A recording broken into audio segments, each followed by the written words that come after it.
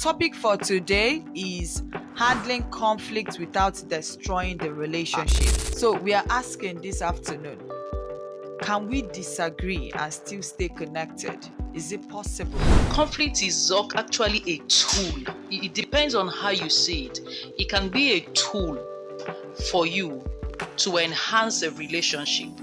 So if handled properly.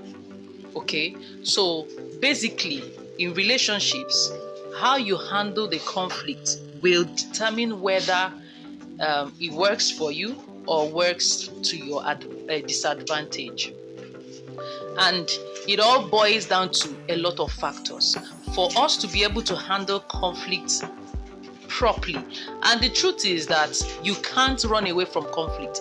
It is inevitable for any kind of relationship, sibling relationship, colleague relationship, friendships, marital relationships, any form of relationships, you're bound to disagree on something at some point. So, and it is an opportunity for you to get to even know somebody better. See somebody's elastic limit. See somebody for who they really are. So, and it's for marital relationships and even any form of relationship. If conflict is handled properly, it's an opportunity to foster a deeper sense of intimacy. So it all boils down to how you handle it, and it gives you the result based on how you handle it. So how do we even begin to handle conflict so that it enhances relationships instead of tearing it down? Because conflict, when not handled properly, will lead to a breakdown of a relationship. If it doesn't break down, it leads to constant strife, constant challenges in that relationship. So we need to learn how to handle conflict so that it builds deeper bond and deeper intimacy and doesn't break down the relationship. And that's the conversation for today. So number one is to truly understand what conflict is about and know that it's not a bad thing, because the perception we give to it is once there is conflict, that is a bad thing and we want to run away from it. We shouldn't be running away from conflict or avoiding it, because some of us have come to a place of avoidance. So we try to avoid problems so that there won't be problem. I don't want argument. I don't want disagreement. Let's not just talk about it. Let's leave it. No, we don't run away from these issues. Instead, we equip ourselves with the necessary skill called conflict resolution skill. So if we have that skill, then every bout of disagreement is an opportunity to foster deeper intimacy. So that means the first thing to do is to have a better understanding, because the Bible says with understanding, right, with wisdom a house is built, with understanding it is established. So we need to have understanding of what we are even talking about. So when I understand that, conflict is not bad, it's an opportunity for me to foster a deeper intimacy. So when there is a conflict, every of your action has to be geared towards what? Solving the problem and getting to that place of deeper intimacy or deeper bond. So when you hear that, conflict, so this is a disagreement in your head. So this is an opportunity for me to do what? Grow deeper in friendship, in love, in intimacy, in bonding with my sibling, with my husband, with my wife, with my in-law, with whoever it is that you're having that conflict with at that time. So you see that perspective alone gives you a mindset that moves from trying to go destructive to going what? Constructive. So we have what we call the destructive conflict resolution pattern and the constructive conflict resolution pattern. So your mindset alone, that perspective alone, steers you towards the constructive resolution pattern. Now, so that's perspective. Second thing to do is to realize that person you are disagreeing with is not the problem, it's not the enemy. The topic of discourse is the problem. I don't know if this makes sense. This person, so let's say it's your husband. My husband is not the problem. The conversation is the problem. The problem is the problem.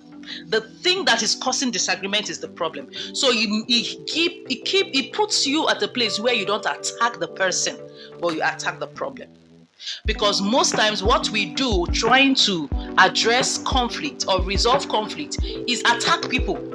So you attack your spouse, you attack your sibling, you attack your colleague instead of attacking the problem. So we address the issue.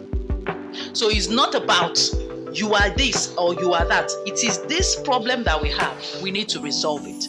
So second is what? Knowing that the person you are in conflict with is not the problem.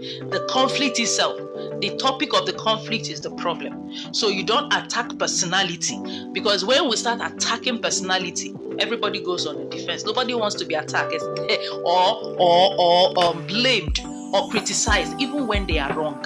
So you don't attack the person. Thirdly is that you don't resolve issues when emotions are high. So conflicts, the best time to handle conflict is not in the heat of the moment.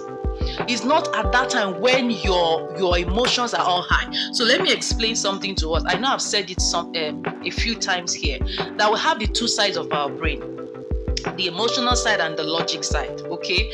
And the amygdala, which is the amygdala part of the brain, which is responsible for reasoning, and that's the logic, okay?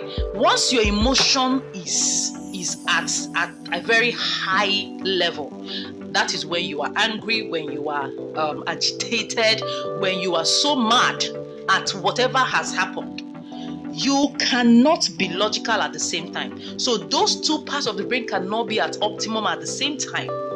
That's why you are advised to take a break, walk away, take deep breaths, those coping mechanisms. Why are you doing that? It's just to help the brain come back to a default, which is the logic. So that part of the amygdala is back in function and helps you reason and helps you think clearly and helps you say the right things and helps you not to attack each other. So the third thing you need to do is to what? Not discuss or handle issues in the heat of the moment. You must learn emotional intelligence if you want to be able to. So you can't really separate conflict resolution from emotional intelligence. These two things have to work together.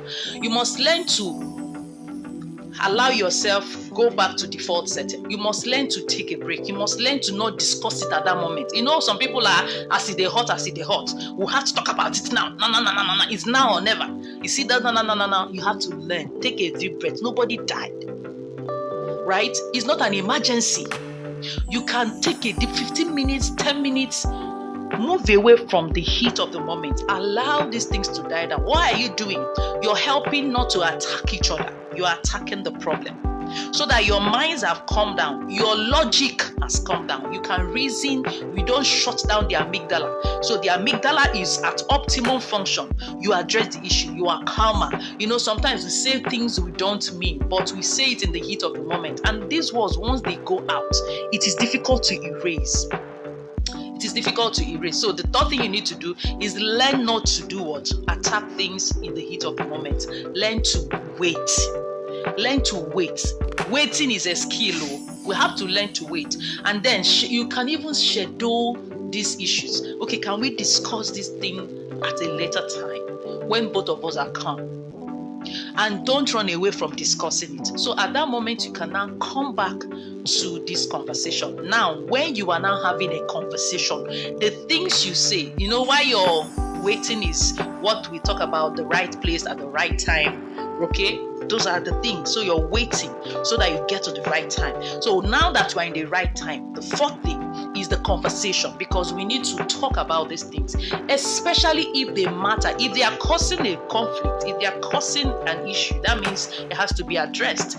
So when you are having this conversation, what you say, how you say it, your body language, everything is the conversation.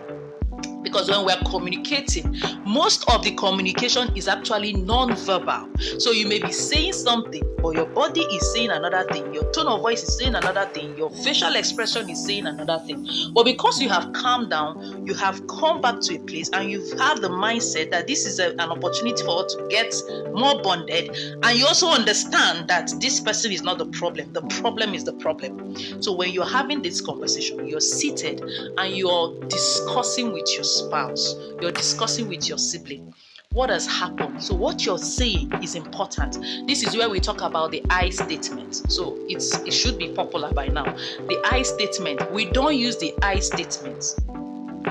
Okay, we use the I statement instead of the you statement. Now I'm going to explain. The you statement is accusatory. Is where we come about, you are always doing this. You always say this. You always do this to me. You always, and once you start doing you is like you're pointing an accusing finger at someone, and the brain is already wired to go into a survival mode. Once you do that, it's not the person, it's the wiring. So the brain goes into, no, I don't always do it. Because I did it now doesn't mean I always do it. Okay, just twice I've done it. You know, we've left the conversation. We are now discussing, did I, or do I always, or do I not always? The truth is that nobody wants to be accused, even when they are wrong. The brain just tries to reject that, and you see, you leave the conversation. But now the I statement is that you're making it about your feelings and how the action, not that person, the action the person exhibited made you feel this way.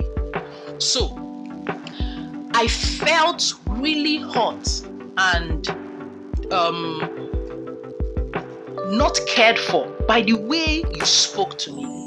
The way you spoke made me feel like devalued. I felt you don't really care about me. The way you said it made me feel this way. And the person is going into the mood of, no, that's not how I meant it. I didn't mean for you to feel the way you felt.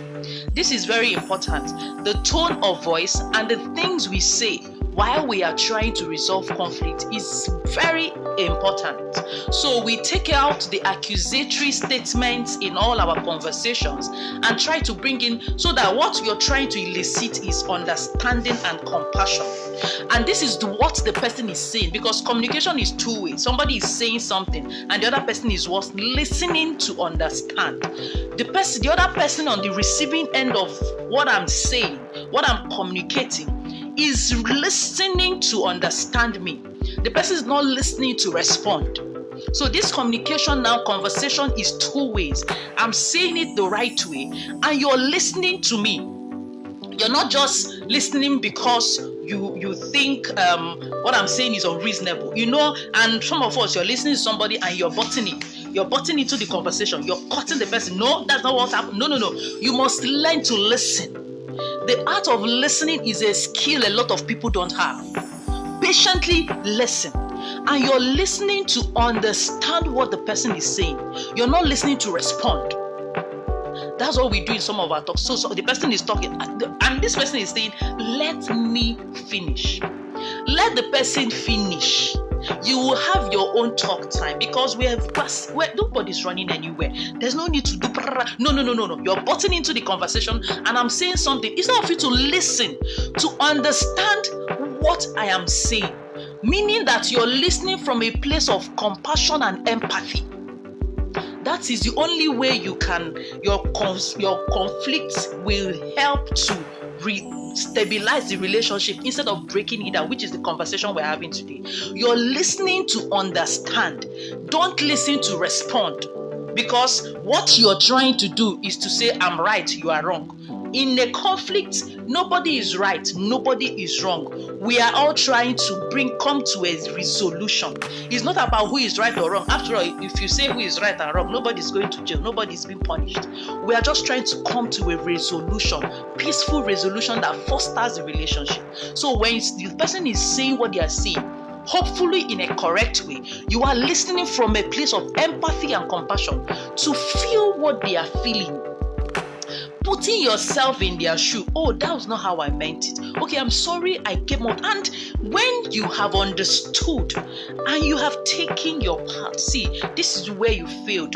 Own it. Let's not just be doing I'm right all the time. Nobody is right all the time. If you realize that owning up and apologizing and showing remorse is a sign of maturity and emotional intelligence. Is a sign of emotional maturity. Some of us don't want to accept the fact that we are wrong.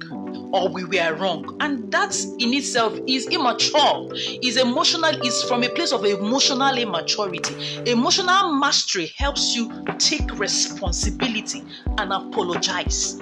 Okay, I can see I didn't say it right, even though that was not how I meant it. It came out wrong, and I'm sorry. I apologize for that.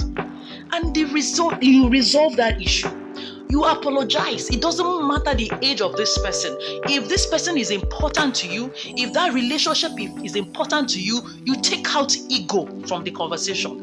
Ego takes us nowhere. You can apologize to your child. I apologize to my children. When I'm wrong, I apologize. I'm not even wasting time. Immediately, I've come to that place. It's a place you step into while you keep growing in emotional intelligence and developing yourself. Apologize to your husband.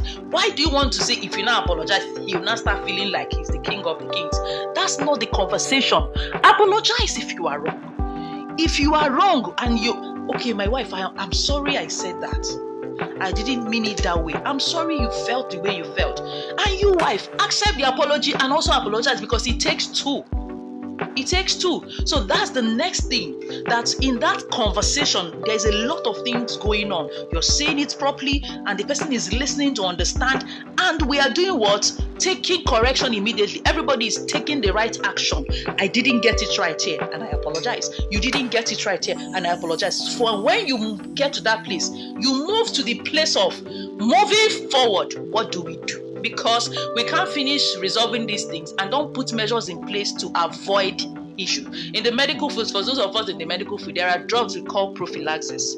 Prophylaxis are preventive drugs. So we try to give it, most immunization you give to children, they are prophylactic, just to prevent some of these things, polio, measles, everything you give children, right? Hepatitis. So we give prophylaxis. So you can imbibe that.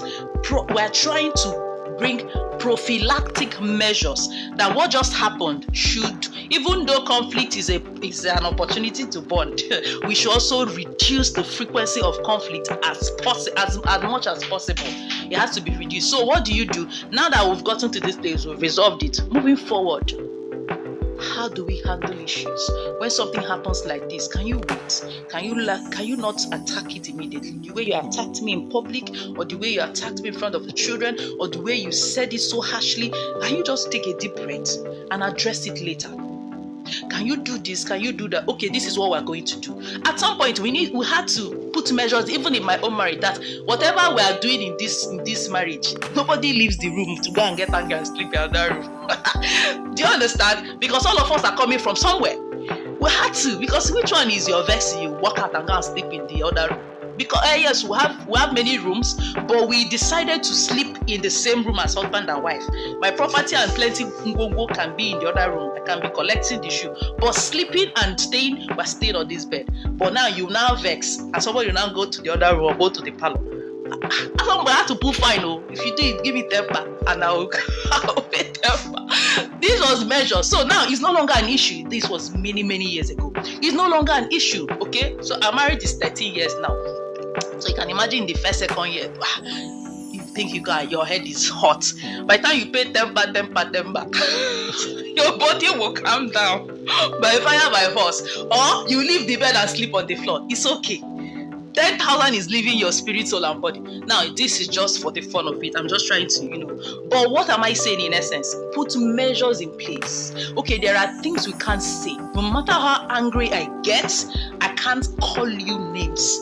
You put those measures. Write it down if possible. Put it up where both of you can see it. Write the vision, make it plain, so that whoever sees it will do what? Will run. You put it up and try to keep it together. Now, another thing you can do is to schedule what I call it marriage review moments. Okay, so you can do it once a month, you can do it twice a month, you can just as it's both up to both of you. What do you do in those moments is to X-ray review the last 1 month. How did we do? What are you trying to do? Prevent issues. Okay, there was something you did that time. So what happens is that when there is an issue, because I know we are going to address our matters, all our dirty linens, two of us will wash it in our bedroom public, right? By the end of the last Friday of next month. I don't have to be bantering words. So something can happen, I will just skip it for that moment. When we come and we sit down and we address this issue. So you know, that's you said the other time. The way you said it did not sound well. Right? You can do that. You can decide, okay, when something happens, you can just take a deep breath. When you've calmed down, you can come to me when I am back. You see, when I'm back and I'm tired, please don't bring issues up. Even something happened. These are measures you can put. Or once you see me eating, don't come and sit down where I'm eating to start nagging and telling me all the things that I did and did not do, or start trying to. Don't do it. That thing can bring conflict. Or when you see me relaxing and watching match, but when we have finished, but we need to talk about it, right? Okay, so maybe before we sleep, or I don't want to be discussing issues, then I'll be seeing those issues we discussed in my dream. How about we do it in the morning? No, you do this in the morning, and it may not end well, and that means I'll start my day on a bad note. Okay, when do we do it? You agree.